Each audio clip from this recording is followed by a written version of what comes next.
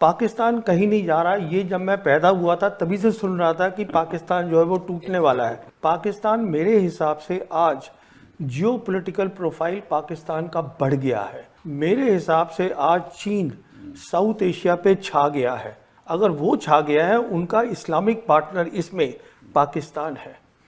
पाकिस्तान है जो कि अरब और मुस्लिम कंट्रीज़ के साथ बहुत कुछ कर सकता है। मैं ये बात बिल्कुल मानता हूँ और पाकिस्तानी भी मानते हैं, उनकी गवर्नेंस में प्रॉब्लम है, there is no doubt about it. और मैं एक और आपसे ये बात कहूँ कि उनकी तैयारी हमसे पहले होगी और मेरे हिसाब से they will be ready much faster ये पॉज हटाने के लिए। तो मैं समझता हूँ, आप ये मान के चलिए कि after 1 year we are heading for a big trouble.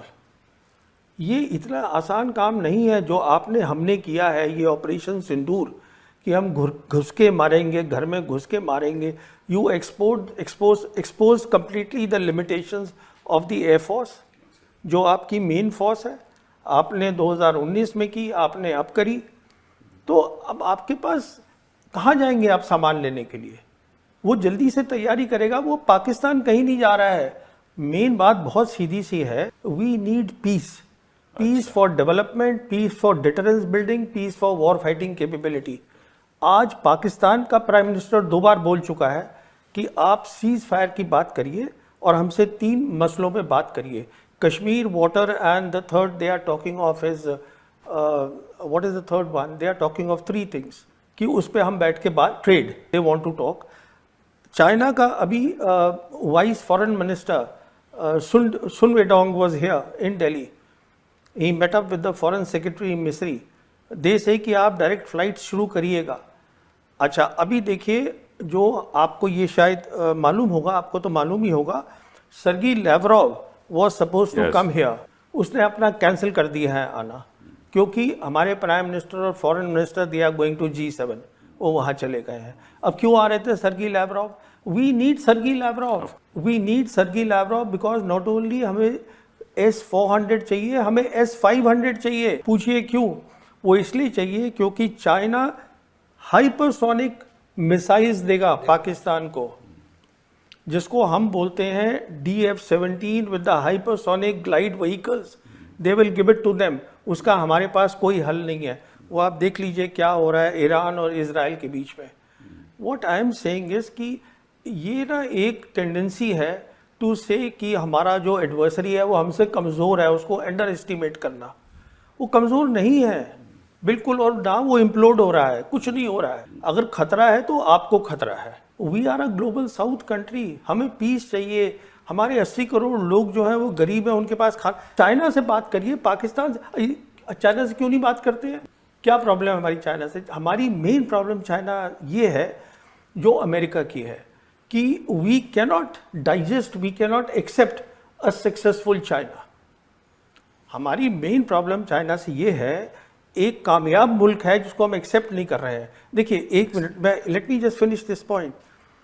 If you see the 36 dynasties of China, एक को छोड़ के all the dynasties they built and rebuilt the great wall of China. देखिए कश्मीर की आप जो भी कह लीजिए कि यह हमारा हो गया, कश्मीर जो ओरिजिनल कश्मीर है उस पर आज चाइना भी बैठा हुआ है, पाकिस्तान भी बैठा हुआ है। ये भी हकीकत है कि यूएन में 1948 रेजोल्यूशन था, वो भी एक हकीकत है। उसका मायना ये है कि जो उनका डिफेंस मिनिस्टर है पाकिस्तान का, ख्वाजा आसिफ, उसने 4 दिन पहले बयान दिया है, ये सुनिएगा इस बात को। 4 दिन पहले उसने ये कहा है कि हम लाइन ऑफ कंट्रोल को अब सीज फायर लाइन बोलना चाहते हैं। इसका मैं इम्प्लीकेशन 1 मिनट आपको बताता हूँ। लाइन ऑफ कंट्रोल जब बनी थी शिमला एग्रीमेंट में, इसमें 2 चीज़ें थी। पहली थी दिस वाज बायलैटरल, दूसरी चीज़ इसमें क्या थी वो क्लियरली लिखी हुई है कि neither side will use force to change the line. इसका मतलब ये हुआ कि आप टैक्टिकली उसको हिला सकते थे, जो हम हिलाते रहे हैं। कभी हम उनकी एक पोस्ट ले लेते हैं, हमारी ले लेते हैं। If now they are saying we want to go back to the UN resolution and the ceasefire line, उसका इम्प्लीकेशन सीधा है they are preparing for attack on Kashmir. मैं आपसे पहले भी बात कर चुका हूं, मैं तो ये भी मानने को तैयार नहीं था कि हम ऐसी कुछ हरकत करेंगे ऑपरेशन सिंदूर में कि we will actually cross their air space. मेरे को तो लग रहा था कि हमारी जो सिक्योरिटी टीम है, टॉप सिक्योरिटी टीम सरकार की, वो सोचे कि इसका इम्प्लीकेशन क्या है। तो मुझे खुद बहुत अजीब सा लगा कि आप ऐसे कैसे काम कर रहे हैं, रियलाइजिंग फुली वेल कि आप जो है you are playing their game. देखिए ये हुआ क्या है कि जैसे अभी बात हो रही है कि बांग्लादेश हमारे साथ नहीं है, नेपाल हमारे साथ नहीं है, उसका रीज़न ये है कि आज उनके पास ऑप्शन है। दुनिया बदल गई है। We are next to a great part today. Here is the interesting thing, the total trade of last year was $129 billion. Bilateral trade of that, 113 was their exports. 99 billion is the trade deficit, and we are dependent on them, and we said we don't want to normalize relations with them. ये है, हम normalize नहीं करेंगे। क्यों नहीं करेंगे आप? उसके दो कारण हैं बहुत सीधे से। नंबर वन ये है कि अगर आप नॉर्मलाइज करेंगे तो आपको कोऑपरेशन करनी पड़ेगी। Then because they have deep pockets and they have infrastructure building capabilities, then if you work together for the betterment of the small countries, then they automatically become the leader. Number one. Number two, जो Americans हैं उन्होंने हमें ये झांसा दे रखा है, and it is we are thinking it's a great thing that Indians should be the military bulwark in Indian ocean region, कि आप फिर से इंडियन ओशन रीजन में piggybacking on the Americans, you can take on China, you cannot take on any country, you have to take on your own. So my point again is, I just want to come to the big point. The big picture is, please look for peace. Peace is doable. We need a leadership, I believe, in this country, because if there is peace and peace is doable, इसका भी एक जवाब सुनिए। When Musharraf was the ruler of Pakistan, he had a foreign minister called Kasuri. Kasuri wrote a book which is Neither Hawk Nor Dove. And he told me very clearly that when the talks चल रही थी हम दोनों के बीच में, तो हम बंद कर देते थे अपने उसको प्रॉक्सी वॉर को। उसमें चैप्टर में भी लिख दिया उसने। कहने का मतलब ये है, proxy war is a military strategy. ये पॉलिटिकल इसका जवाब नहीं है। It is a military strategy on their part to make sure that you talk on Kashmir. Your strength today is you are sitting at the center of the area where global geopolitics is being played out. What that means is, in very simple terms, that all the three great powers are focused in this area, Asia Pacific. Your second strength is you have a huge market. Everybody wants to come here. So it is not that we don't have strength. We basically have a zero-sum mentality, a colonial mentality. कि मुझे अगर जीतना है तो दूसरे को हार। Counter terrorism strategy नाम की कोई चीज़ नहीं होती मेरी सोच में। सॉरी, मैं बताता हूँ क्यों। 35 साल जब ये प्रॉब्लम शुरू हुई थी, ये प्रॉब्लम क्यों चलती रही है? क्योंकि हमारे पास कभी credible conventional war fighting capabilities थी ही नहीं। मिसाल के तौर पर चीन ईस्ट लद्दाख में बैठा है, हम क्या उसको बाहर फेंक सकते हैं? नहीं फेंक सकते।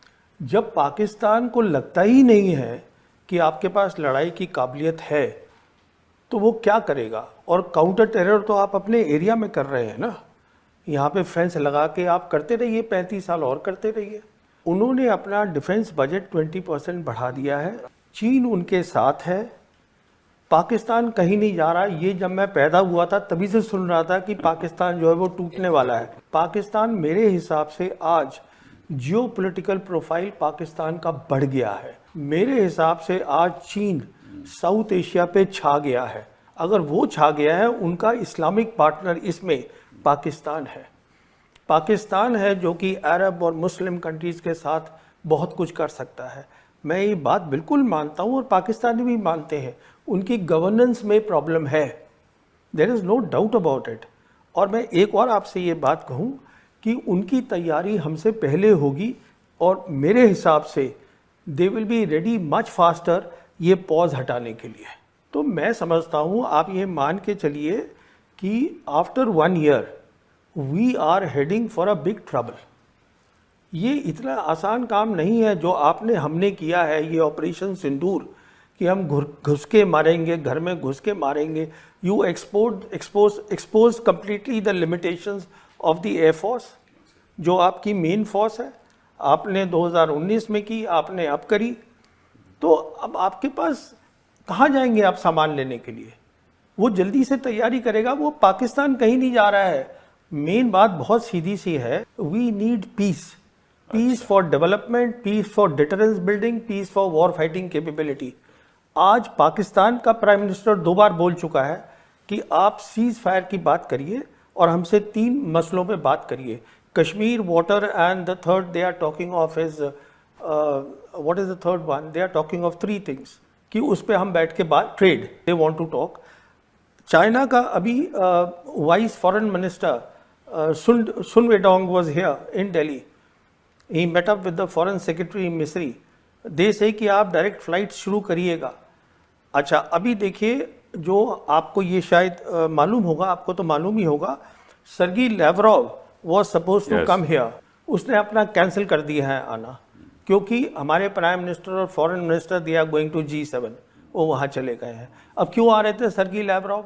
We need Sergey Lavrov, we need Sergey Lavrov because not only हमें S-400 चाहिए, हमें S-500 चाहिए। पूछिए क्यों?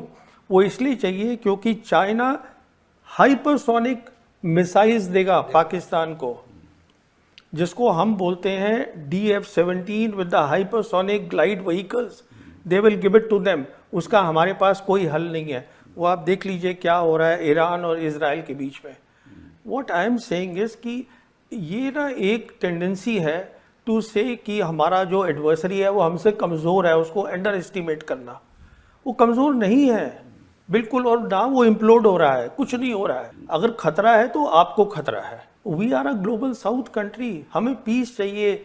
हमारे 80 करोड़ लोग जो हैं वो गरीब हैं, उनके पास चाइना से बात करिए, पाकिस्तान से, चाइना से क्यों नहीं बात करते हैं? क्या प्रॉब्लम है हमारी चाइना से? हमारी मेन प्रॉब्लम चाइना ये है जो अमेरिका की है कि we cannot digest, we cannot accept a successful China. हमारी मेन प्रॉब्लम चाइना से ये है, एक कामयाब मुल्क है जिसको हम एक्सेप्ट नहीं कर रहे हैं। देखिए एक मिनट में, let me just finish this point. If you see the 36 dynasties of China, एक को छोड़ के all the dynasties they built and rebuilt the great wall of China. देखिए कश्मीर की आप जो भी कह लीजिए कि ये हमारा हो गया, कश्मीर जो ओरिजिनल कश्मीर है उस पर आज चाइना भी बैठा हुआ है, पाकिस्तान भी बैठा हुआ है। ये भी हकीकत है कि यूएन में 1948 रेजोल्यूशन था, वो भी एक हकीकत है। उसका मायना ये है कि जो उनका डिफेंस मिनिस्टर है पाकिस्तान का, ख्वाजा आसिफ, उसने 4 दिन पहले बयान दिया है, ये सुनिएगा इस बात को। 4 दिन पहले उसने ये कहा है कि हम लाइन ऑफ कंट्रोल को अब सीज फायर लाइन बोलना चाहते हैं। इसका मैं इम्प्लीकेशन 1 मिनट आपको बताता हूँ। लाइन ऑफ कंट्रोल जब बनी थी शिमला एग्रीमेंट में, इसमें 2 चीज़ें थी। पहली थी दिस वाज बायलैटरल, दूसरी चीज़ इसमें क्या थी वो क्लियरली लिखी हुई है कि neither side will use force to change the line. इसका मतलब ये हुआ कि आप टैक्टिकली उसको हिला सकते थे, जो हम हिलाते रहे हैं। कभी हम उनकी एक पोस्ट ले लेते हैं, हमारी ले लेते हैं। If now they are saying we want to go back to the UN resolution and the ceasefire line, उसका इम्प्लीकेशन सीधा है they are preparing for attack on Kashmir. मैं आपसे पहले भी बात कर चुका हूं, मैं तो ये भी मानने को तैयार नहीं था कि हम ऐसी कुछ हरकत करेंगे ऑपरेशन सिंदूर में कि we will actually cross their air space. मेरे को तो लग रहा था कि हमारी जो सिक्योरिटी टीम है, टॉप सिक्योरिटी टीम सरकार की, वो सोचे कि इसका इम्प्लीकेशन क्या है। तो मुझे खुद बहुत अजीब सा लगा कि आप ऐसे कैसे काम कर रहे हैं, रियलाइजिंग फुली वेल कि आप जो है you are playing their game. देखिए ये हुआ क्या है कि जैसे अभी बात हो रही है कि बांग्लादेश हमारे साथ नहीं है, नेपाल हमारे साथ नहीं है। उसका रीज़न ये है कि आज उनके पास ऑप्शन है, दुनिया बदल गई है। We are next to a great part today. Here is the interesting thing, the total trade of last year was $129 billion, bilateral trade of that 113 was their exports. 99 billion is the trade deficit, and we are dependent on them, and we said we don't want to normalize relations with them. ये है, हम normalize नहीं करेंगे। क्यों नहीं करेंगे आप? उसके 2 कारण हैं बहुत सीधे से। नंबर 1 ये है कि अगर आप नॉर्मलाइज करेंगे तो आपको कोऑपरेशन करनी पड़ेगी। Then because they have deep pockets and they have infrastructure building capabilities, then if you work together for the betterment of the small countries, then they automatically become the leader. Number 1। Number 2, जो Americans हैं उन्होंने हमें ये झांसा दे रखा है, and it is we are thinking it's a great thing that Indians should be the military bulwark in Indian ocean region, कि आप फिर से इंडियन ओशन रीजन में piggybacking on the Americans you can take on China. You cannot take on any country, you have to take on your own. So my point again is, I just want to come to the big point. The big picture is, please look for peace. Peace is doable. We need a leadership, I believe, in this country, because if there is peace and peace is doable, इसका भी एक जवाब सुनिए. When Musharraf was the ruler of Pakistan, he had a foreign minister called Kasuri. Kasuri wrote a book which is Neither Hawk Nor Dove. And he told me very clearly that when the talks चल रही थी हम दोनों के बीच में, तो हम बंद कर देते थे अपने उसको प्रॉक्सी वॉर को. उसमें चैप्टर में भी लिख दिया उसने. कहने का मतलब ये है, proxy war is a military strategy. ये पॉलिटिकल इसका जवाब नहीं है. It is a military strategy on their part to make sure that you talk on Kashmir. Your strength today is you are sitting at the center of the area where global geopolitics is being played out. What that means is, in very simple terms, that all the three great powers are focused in this area, Asia Pacific. Your second strength is you have a huge market. Everybody wants to come here. So it is not that we don't have strength. We basically have a zero-sum mentality, a colonial mentality. कि मुझे अगर जीतना है तो दूसरे को हारना. Counter terrorism strategy नाम की कोई चीज़ नहीं होती मेरी सोच में. सॉरी, मैं बताता हूँ क्यों. 35 साल जब ये प्रॉब्लम शुरू हुई थी, ये प्रॉब्लम क्यों चलती रही है? क्योंकि हमारे पास कभी credible conventional war fighting capabilities थी ही नहीं. मिसाल के तौर पर चीन ईस्ट लद्दाख में बैठा है, हम क्या उसको बाहर फेंक सकते हैं? नहीं फेंक सकते.